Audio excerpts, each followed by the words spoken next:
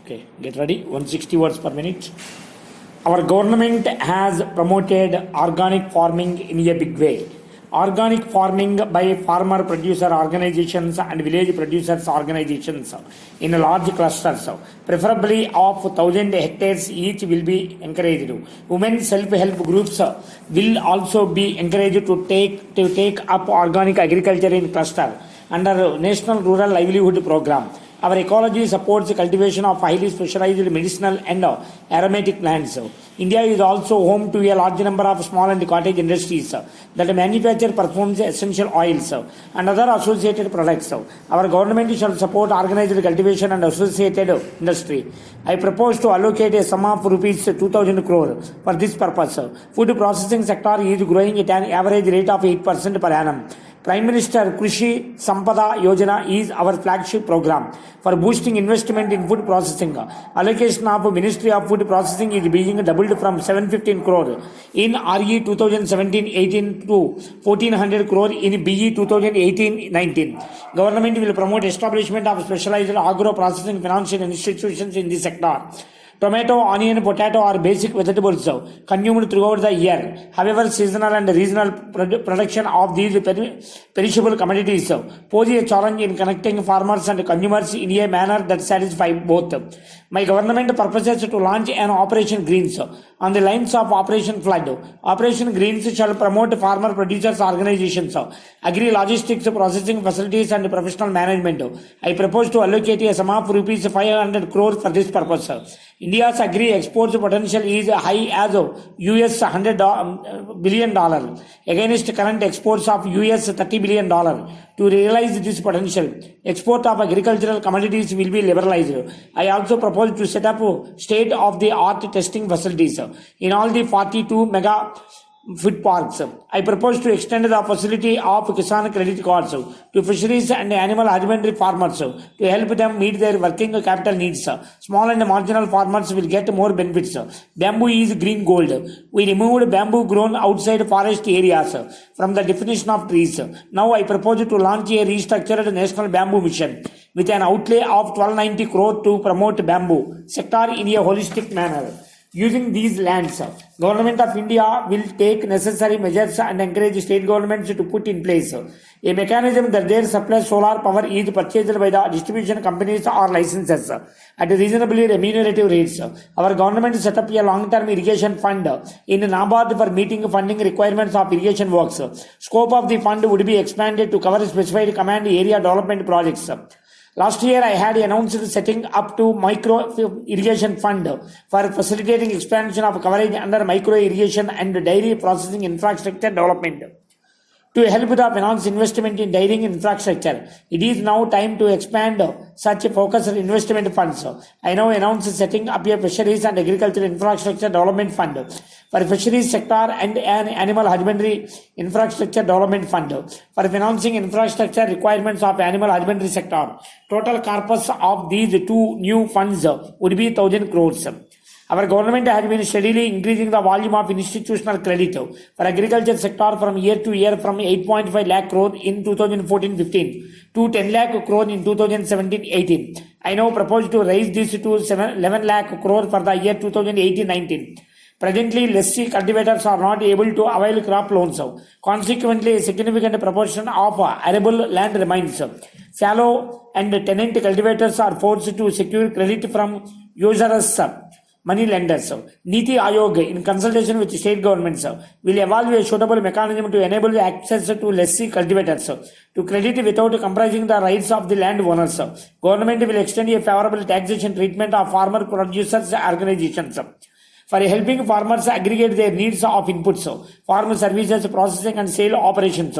I shall give details in part B of my speech. Air pollution in the Delhi NCR region has been a cause of concern. A special scheme will be implemented to support the efforts of the governments of Haryana, Punjab, Uttar Pradesh and the NCT of Delhi to address air pollution and to subsidize machinery required for institution management of crop residue.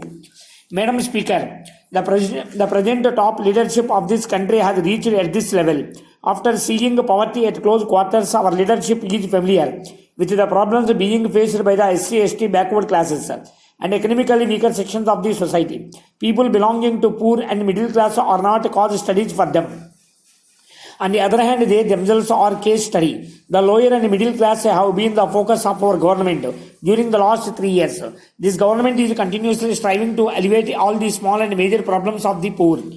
We launched the Prime Minister's Ujjwala scheme to make poor women free from the smoke of wood. Initially, our target was to provide free LPG connections to about 5 crore poor women. But in view of the pace of implementation of Ujjwala scheme and its popularity among the women, we propose to increase the target of providing free connections to 8 crore poor women. Our government has launched Prime Minister Saubhagya Yojana for providing electricity to all households of the country. Under this scheme, 4 crores poor households are being provided with electricity connections free of charge. We are spending 16,000 crore under this scheme. You can very well imagine our anxiety and restlessness. Even with 1 hour power cut, think about those women and children whose houses will not get electricity. Their life is going to change because of Pradhana Mantri. My government will also establish a dedicated affordable housing fund in a national housing bank funded from priority sector lending shortfall and fully serviced. Bonds authorized by the Government of India. Loans to self-help groups of women increased to about Rs 42,500 crore. In 2016-17, growing 37% over previous year, the government is confident that loans to SHGs will increase to 75 crore by March 2019. I propose to substantially increase the allocation of National Rural Livelihood Mission to 5,750 crore in 2018-19. Groundwater irrigation scheme under Prime Minister Krishi Sinchai Yojana will be taken up in 96 deprived irrigation districts, where less than 30% of the land holdings gets assured irrigation presently. I have allocated 2,600 crore for this purpose. As my proposals outline indicate, focus of the government next year will be on providing maximum livelihood opportunities in the rural areas by spending more on livelihood, agriculture and allied activities and construction of rural infrastructure. In the year 2018-19, for creation of livelihood and infrastructure in rural areas, total amount to be spent by the ministries will be 14.34 lakh crore, including extra budgetary and non-budgetary resources of 11.98 lakh crore. Apart from the employment due to farming activities of self-employment, this expenditure will create employment of 321 crore person days, 3.17 lakh kilometers of rural roads, 51 lakh new rural houses, 1.88 crore toilets and provide 1.75 crore new households electric connections. Besides boosting agricultural growth, details are in Annexure 1. My government's goal is to assist and provide opportunity to every Indian to realize her full potential capable of achieving her economic and social dreams. Our government is implementing a comprehensive social security and protection program to reach every household of old, widows, orphaned children, Divyang and deprived as per the socio-economic caste census. Allocation on National Social Assistance Program this year has been kept at 9,975 crore. We have managed to get children to school, but the quality of education is still a cause of serious concern. We have now defined learning outcomes, and a national survey of more than 20 lakh children has been conducted to assess the status on the ground. This will help in devising a district-wise strategy for improving the quality of education. We now propose to treat education holistically, without segmentation from pre-nursery to class 12. Improvement in quality of teachers can improve the quality of education. In the country, we will initiate an integrated BEd program for teachers. Training of teachers during service is extremely critical. We have amended the Right to Education Act to enable more than 13 lakh untrained teachers to get trained. Technically will be the biggest driver in improving the quality of education.